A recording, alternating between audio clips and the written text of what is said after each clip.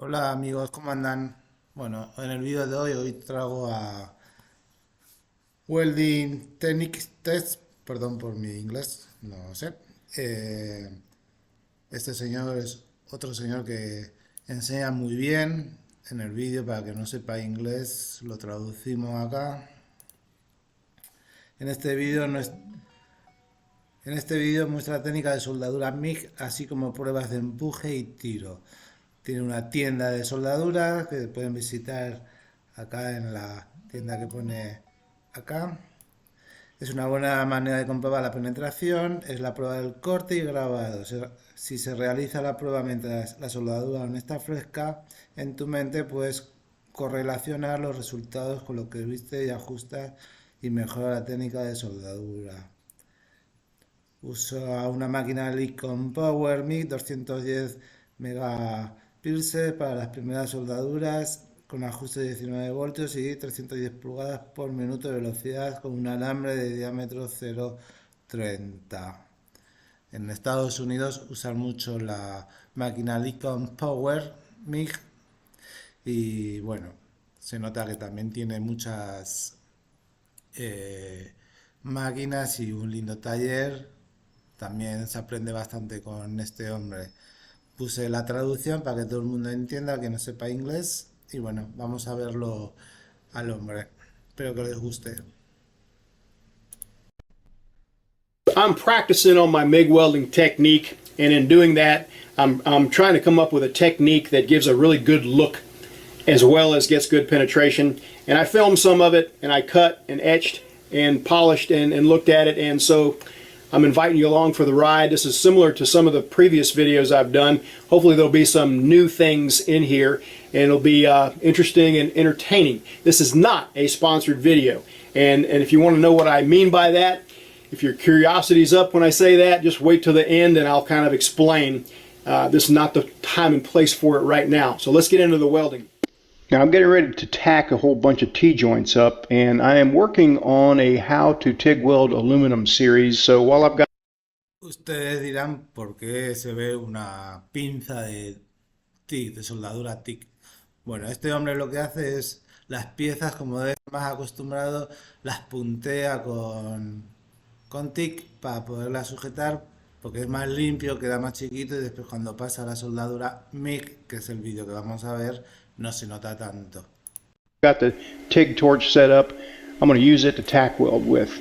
Now what I like to do for tack welding sometimes is put the tip way up in there like that, crank the amperage up to maybe 1.5 to 2 times what I would weld at, in this case 175 amps, prop the TIG cup, press the trigger, and zap.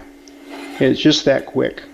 And it's pretty much foolproof because the tip of the electrode can't really get crapped up because it's kind of almost below flush, and it just puts a really quick, almost like a laser zap on the end there. So once I get all these tacked up, I will switch over to the MIG machine. It just made sense for some reason for me to do it this way. Now to start off, I'm going to be 19 volts, 330 inches a minute with 0.30 diameter wire. That's 0.8 millimeter diameter wire. And I'm going to start off with a little bit of a push angle, using just a little bit of gun manipulation. This is kind of like, I don't know, I'm just in the habit of doing this, especially on when I'm using the 0.30 wire and short circuit MIG. I'm just in the habit of doing a little bit of oscillation like this, a little series of loops. And Hay mucha gente cuando se suelda con MIG, hace un pequeño movimiento como para darle una forma a la soldadura. Van moviendo tipo luna, haciendo circulitos y bueno, a veces son manías que alguno agarra cuando aprende a soldar, pero bueno, sirven igual. Mientras quede bien penetrada la soldadura en las dos piezas, no hay problema. I may have to get out of that habit, to be honest with you, but old habits are kind of hard to break. They say that it's supposed to set the machine where it sounds like bacon frying. Probably a pretty good idea. All right, that's the finish. En la soldadura MIG, muchos soldadores, aparte de graduarla bien, el sonido qué hace la soldadura, hay que aprender a cómo suena para poder también saber si la soldadura está bien hecha o se está haciendo mal o bien.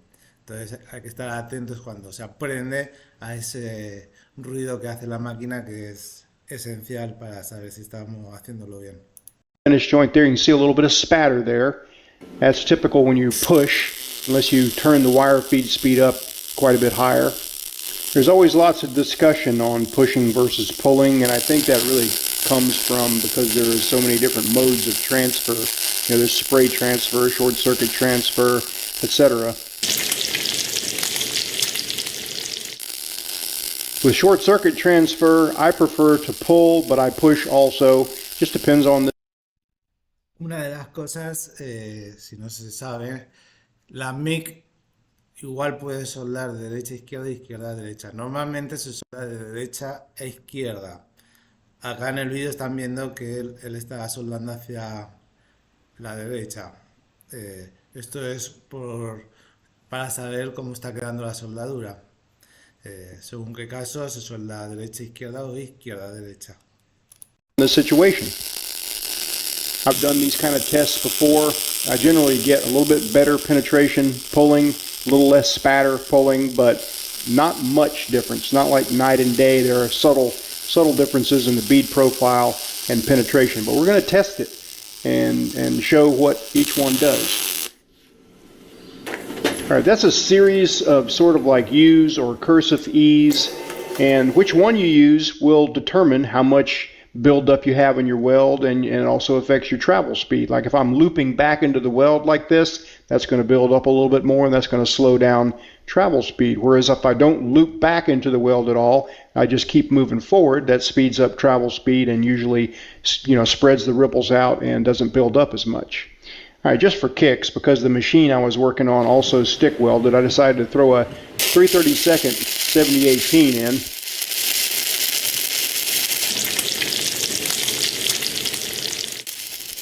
A funny thing, that probably sounds more like bacon than any of the MIG welds, right? But I just wanted to, since I'm going to slice and dice these things and check for penetration, I kind of wanted to see how the stick weld fared, how it compared to short circuit MIG. Now, I ground some teeth in this cheap half-round file, and that's kind of a handy tool to have when you're stick welding or scraping slag off. Works especially well on pipe. So now it's time to cut all these, kind of see where I'm at.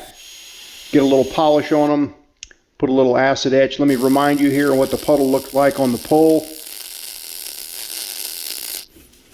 And then we'll put a little acid on there and see what we got. One on the right, slightly better than the one on the left, but both of those were pulling. Now here comes the push.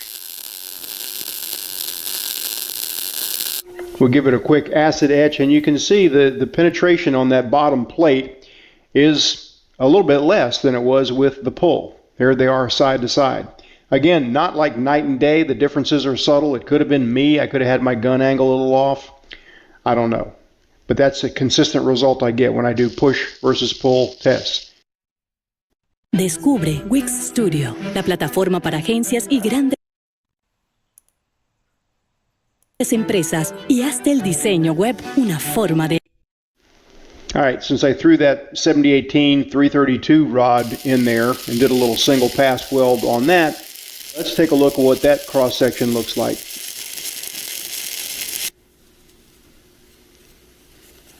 One on the left definitely got a little undercut, but I am surprised at how little it penetrated the bottom plate. All right, quickly, a little outside corner joint. You don't really have much room to do much manipulation of the gun here, so oftentimes, you know, something like this, you might just do a straight drag, a straight push, or a little stitch back and forth type motion, forward and back, or forward and pause, I should say. I am not really very good at this. I need some practice on this particular joint here. I think there's a way to set the machine with high inductance and kind of low wire feed speed to let the bead kind of fan out, but I'm still working on that. Let me show you some clips for some previous videos here. This is some 035 wire overhead higher settings 20 volts, 300 inches a minute with 035 wire, you need to set the machine good and hot for overhead, which might be counterintuitive to what some people think. You set it nearly as hot as you would just welding flat or horizontal. All right, here's a joint, a vertical uphill with the 035 wire. Here's a technique I like to use, a little series of overlapping triangles, sort of. And that's just one method. There are several, but that works for me, and it keeps the arc in the front of the puddle and keeps it tracing the front of the puddle and keeps the bead kind of, keeps it from crowning up too much. Here's why I say this is not a sponsored video. In the last video that I did, the Brother Moto video, I showed the Lincoln Power MIG 210 MP. I showed a Swag off-road portaband stand and a Milwaukee portaband, a Metabo 6-inch grinder and grinding wheels, a silver marking pencil, a Bosch laser level. And I think the impression is, at least due to some of the comments that I got, that I'm getting paid by these people, and I'm just not. So I want to make that clear.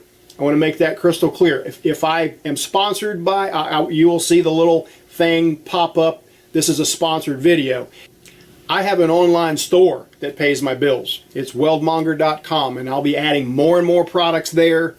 And it's doing okay. And I'm not worried about YouTube earnings or sponsorships or any of that crap.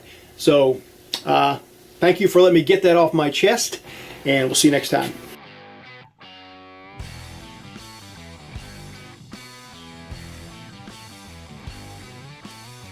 Bueno, hasta acá el vídeo de este hombre.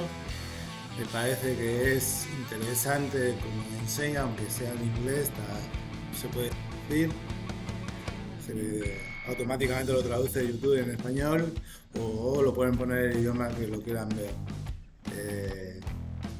Pueden ir a su canal, hay bastantes vídeos de él explicando, igual que en el estrodo, MIG o TIC. Y bueno, tiene una página web también, lo pueden seguir por Instagram. Y bueno, hasta acá el vídeo de hoy, espero que les haya gustado.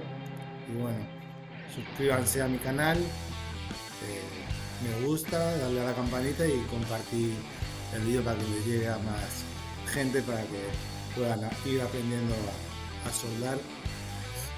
Y bueno, nada, nos vemos en el siguiente vídeo. Chao, chao.